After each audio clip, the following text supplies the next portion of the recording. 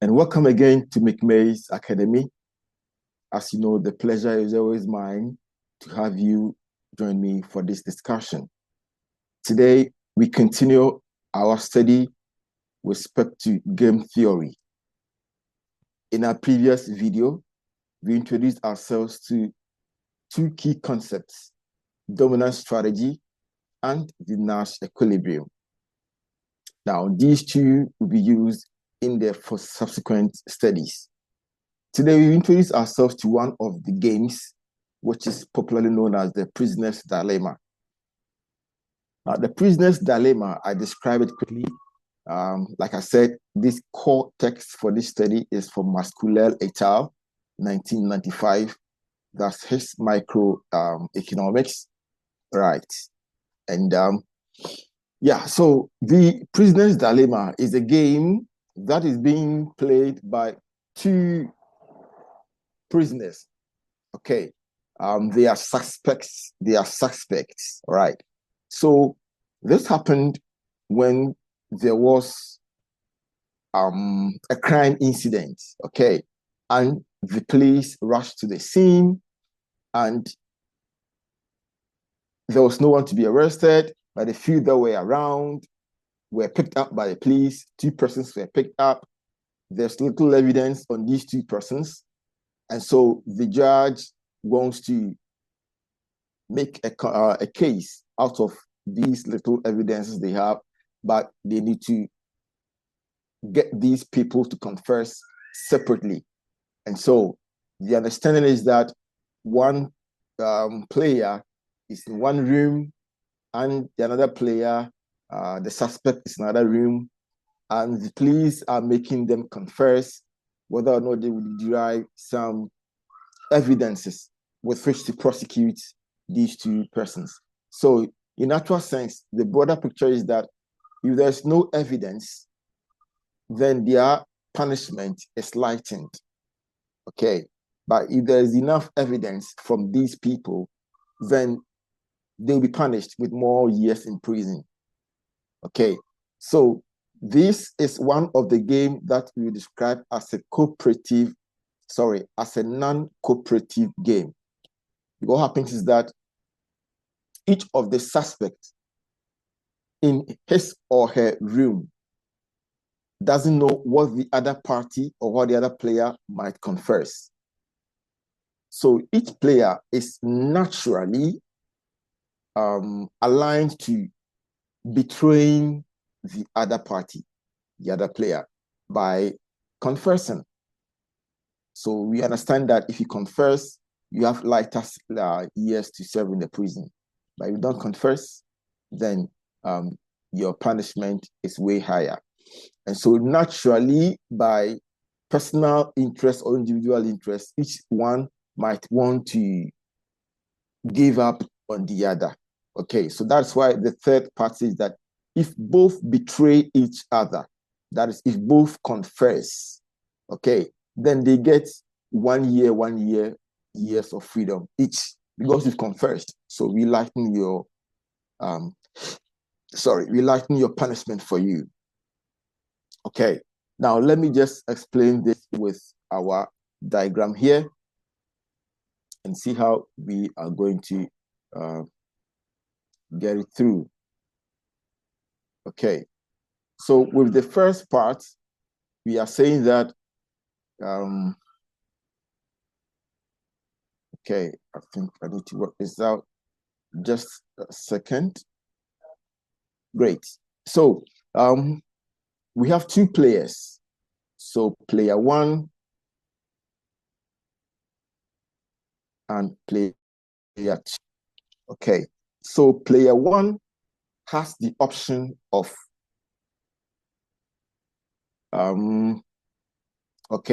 Muscular calls it think, which means that to defect, or to cooperate,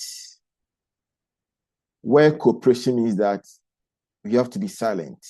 So if you are both silent, then there's no enough evidence to charge you. Now, player 2 also has strategies to think, that is to defect or to cooperate. That is to remain silent. Okay, now you would see that for the payoff, let's just put this in the payoff. So in the payoff, player one. So this is the payoff for the prisoner's dilemma. Let me just put them in this form. So this part, so the strategy to think, which is means to defect, and the strategy to be silent, which is to be cooperative. So player one also has same strategies to think or to be silent. Okay, so this is player one's strategies. Okay, so if player one decides to remain, if player one decides to confess, that is this column. If player one confesses, if player two, that's right. I messed up, sorry. So this is for player two. Okay, if player two confesses, that's where he thinks. That is the defection. And player one decides to remain silent. What happens is that the one that confesses will get lighter years imprisonment, but the one that does not confess will be seen as being tough, and so would get the full punishment. So with full punishment, you have no years of freedom. But if you confess, then you are given 3 years of freedom. Okay. Now note that for all the years imprisonment, it's 4 years. And so if you are given 3 years freedom, then it means that you're actually going to be in jail for 1 year. So all the payouts you are describing here are in terms of years of freedom. Okay. Now let's think about player two. Suppose player two decides to be stubborn and does not confess, remains silent. But player one defects and confesses. Then player one is given 3 years freedom because you have confessed, and player two is given all the 4 years in prison, so no years in freedom. So these are the payoffs for one which defects. So if player one defects and player two remains silent, these are the payoffs. If player one remains silent and player two defects, these are the payoffs, 0-3. But if they both confess, then what happens is that the police officers now have evidence against you. So you should spend all the 4 years in prison. But because you've confessed, then we are giving you 1 year freedom, 1 year freedom. Okay, so we lighten your burden for you by 1 year freedom. So both of you, since you both confessed, they give you 1 year of freedoms. How about if both of you decide to remain silent, which is this part? So player one remains silent, player two remains silent. There's no evidence against you. Okay, but because you are suspect for whatever reason, the judge decides to give you 2 years freedom.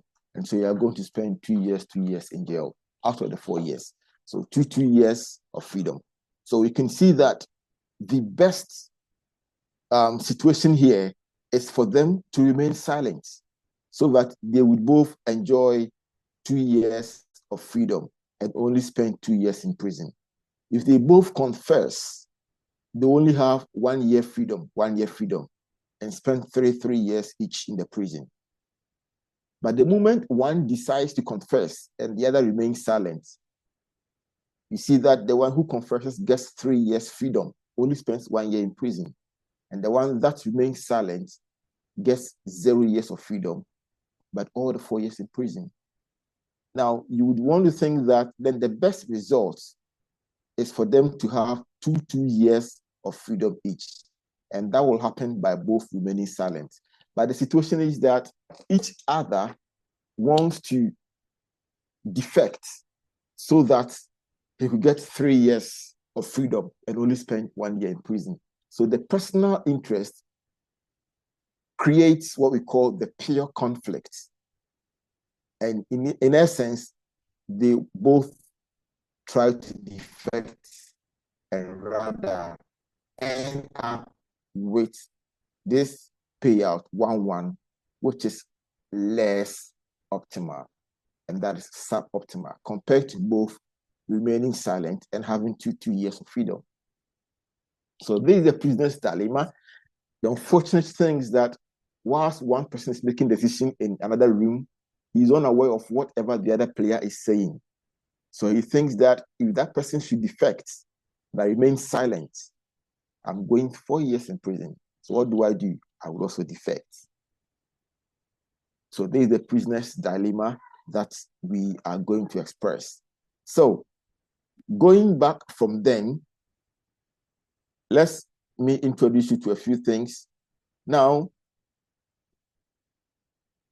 explaining the prisoner's dilemma's payout in the table form, that is what we call the normal form.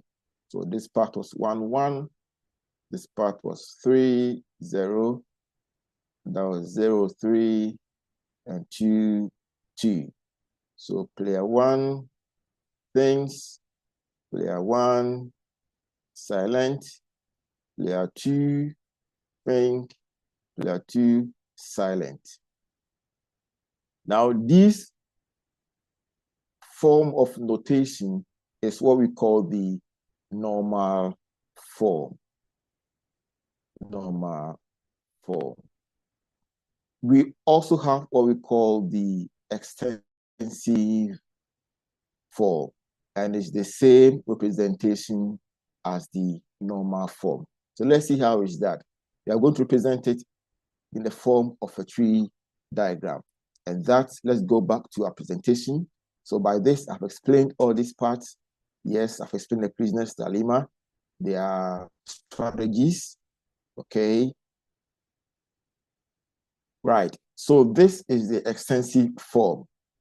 You see from player 1, from your left towards the right, you are saying that whatever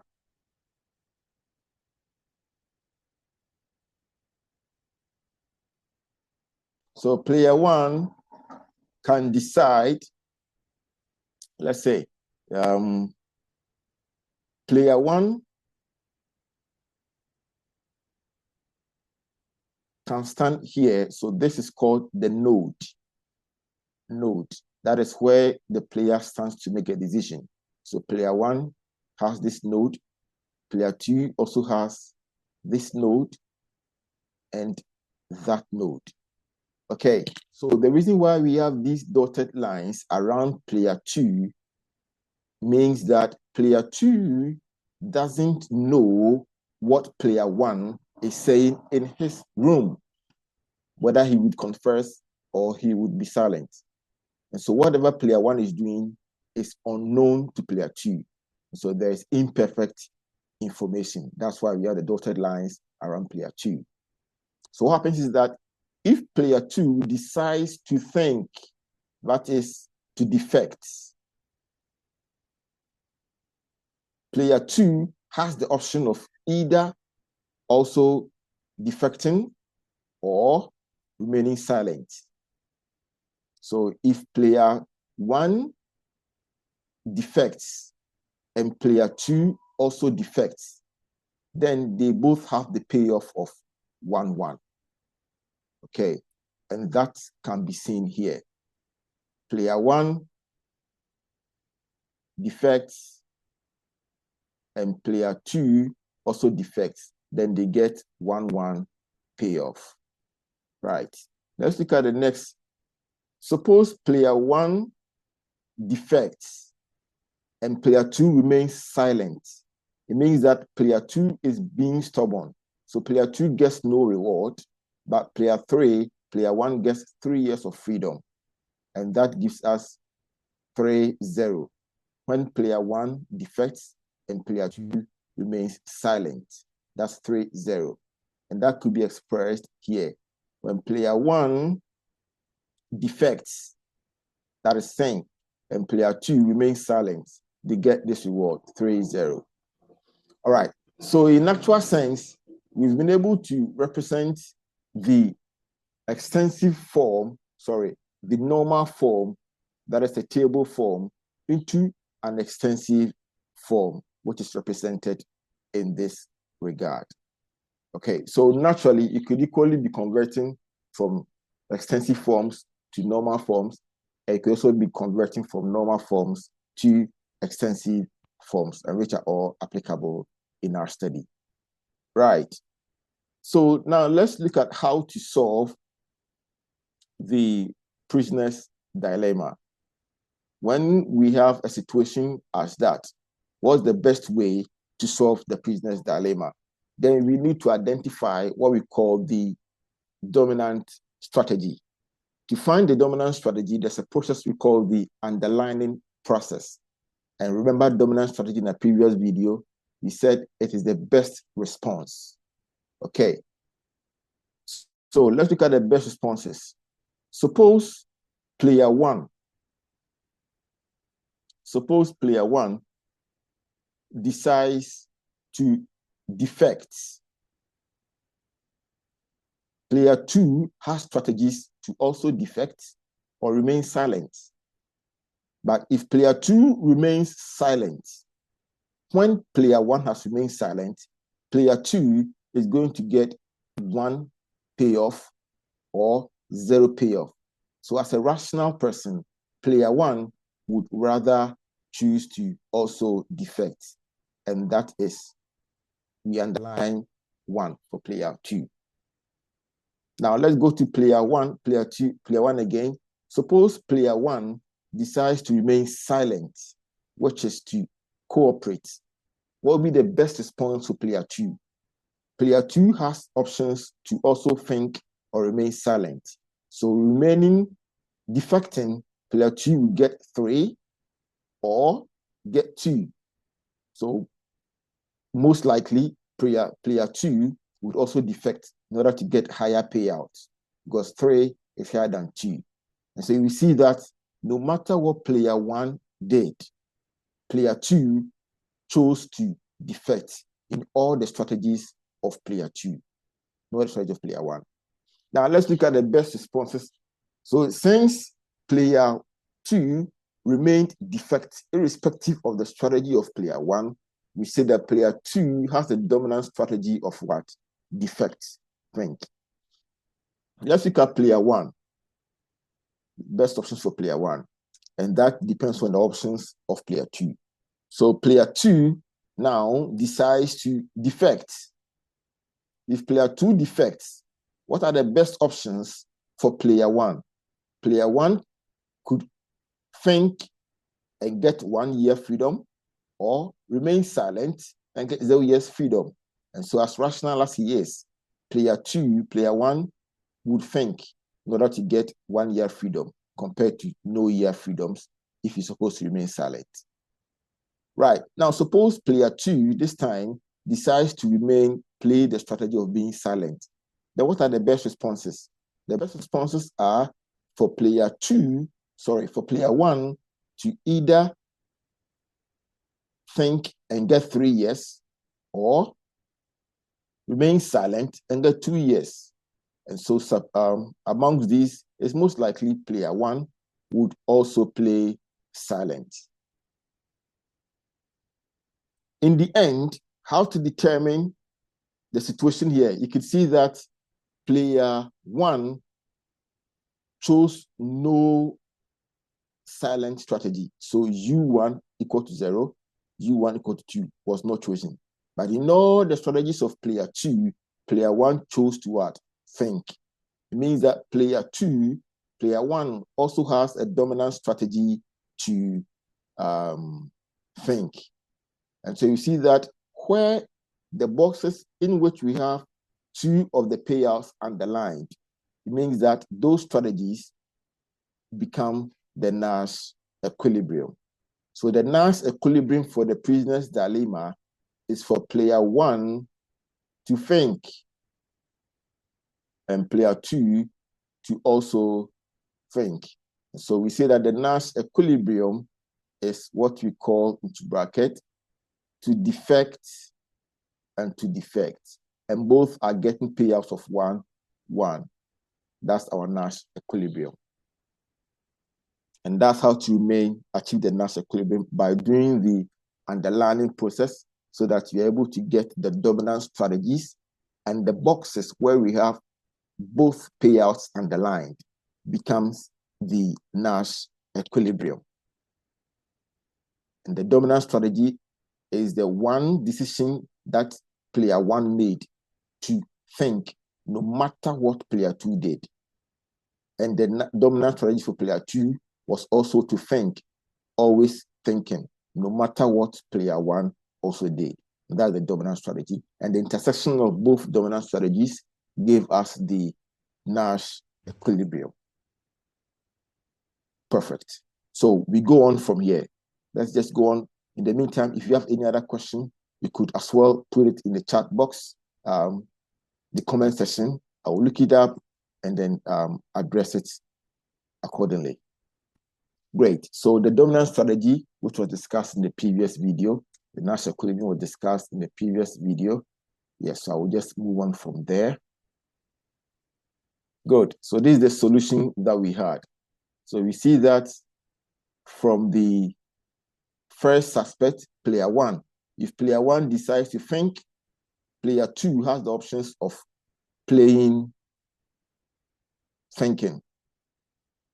However, if player 1 decides to remain silent, player 2 equally decides to play thinking, because 3 is higher than this 2. And if player 2 decides to remain to defect, player 1 has the options of also being thinking or silent and gets 1. So in the end, you realize that these choices become our Nash equilibrium, where both players will defect. And when they both defect, they get suboptimal rewards. So the best reward would have been that they both cooperate, and then they would have both earned higher payouts. But you don't know, by personal influence or personal interest, they ended up defecting, and that is the prisoner's dilemma game that's about the game theory. It's very practical, and so we would want to end up here. So if you have any other question, kindly post in the comment section. In our next video, we're talking about the battle of sexes, which is also another type of game played under the game theory. Thank you. It's always my pleasure bringing you resources. Kindly subscribe to the channel, share accordingly, and get notified for any available video. Your comments are equally welcome. Bye for now.